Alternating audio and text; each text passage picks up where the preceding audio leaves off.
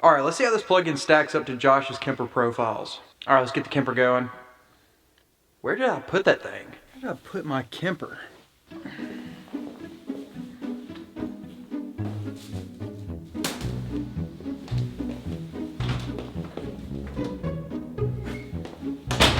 Where could I have put my Kemper profiling amplifier? Wait a second.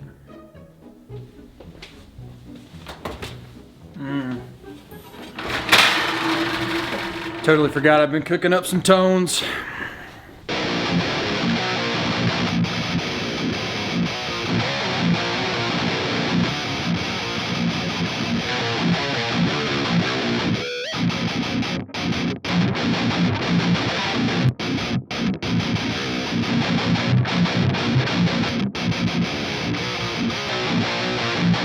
So in a recent video that I made about the Josh Middleton Tonality Suite, I made a pretty bold claim. I can confidently tell you that this plugin sounds better than the Kemper profiles that I have from Josh Middleton's.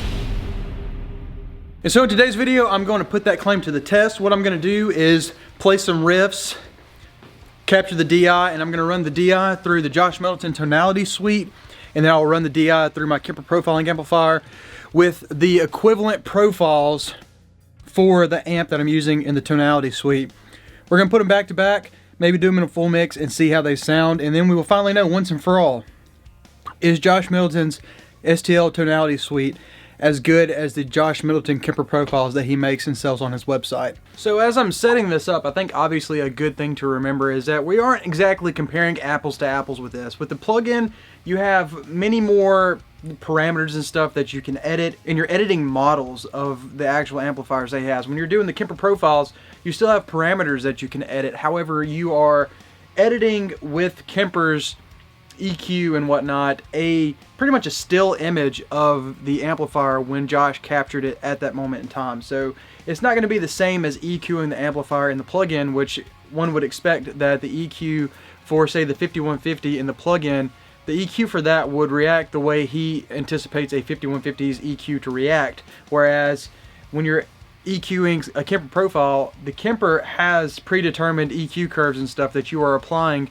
to the profile, which wouldn't be the same as the EQ curves in the 5150, if you know what I mean. But I'm setting up my DI right now. I'm about to run through some stuff. The plugin has the PV-XXX, the PV-5150, and the Mesa Dual Rectifier. The Kemper profile pack that I have from Josh Middleton also includes those three amplifiers. So I'm about to run some riffs through the Kemper, and then I'm going to bounce down the track in Logic with the plugin as well, and we will see what those sound like back to back. Tell you one thing that's significantly better about the plugin: you don't have to run any freaking cables. Literally running 2 cables and I'm complaining about it. Grab that INSTR cable. That's short for instrument. Go into the Kemper. Alright, we should get some sounds here.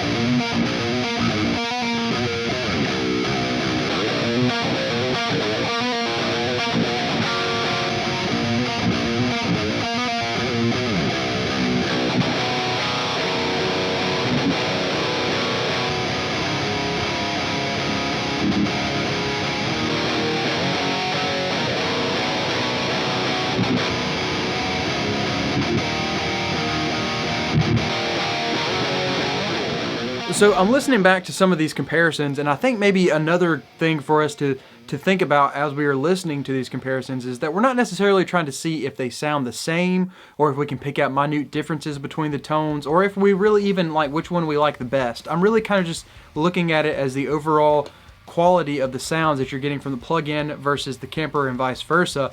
Are they interchangeable as far as like the overall quality of the tones go? If we were to plug either one of these into a mix, would it really be that big of a difference? And I think the answer is obviously no. It's, you put either one of these in the mix and it's going to be really good.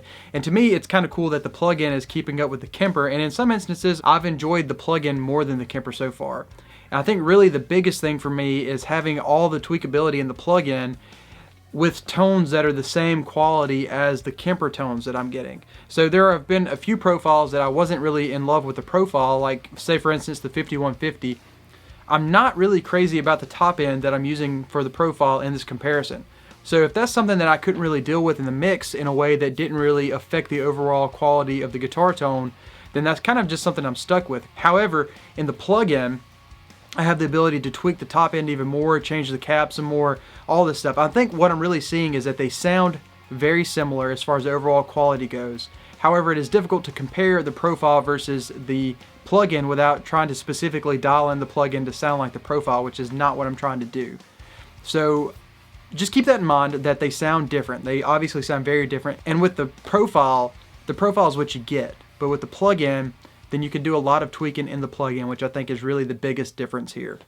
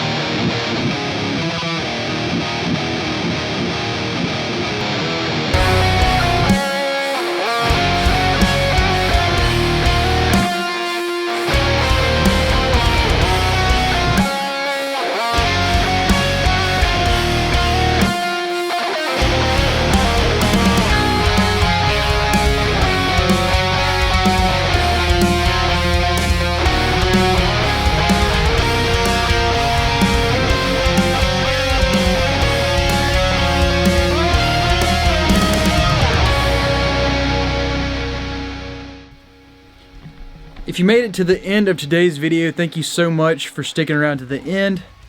I think, this really just comes down to personal preference. I think both of them sound really great by themselves, and they sound really great in the context of a mix. So do you prefer tweaking on amp sims, or would you rather just plug into the Kemper and go? For me personally, it kind of comes and goes, whichever one I feel like doing for the day. So it's cool that they are all equally as awesome nowadays. That has not always been the case, so I'm very thankful for new amp sims that sound great, and for Kempers that hold up for 11 years. So I hope you guys enjoyed today's video. If you did, please do leave a like and a comment, and maybe even subscribe if you want to see more content from me in the future.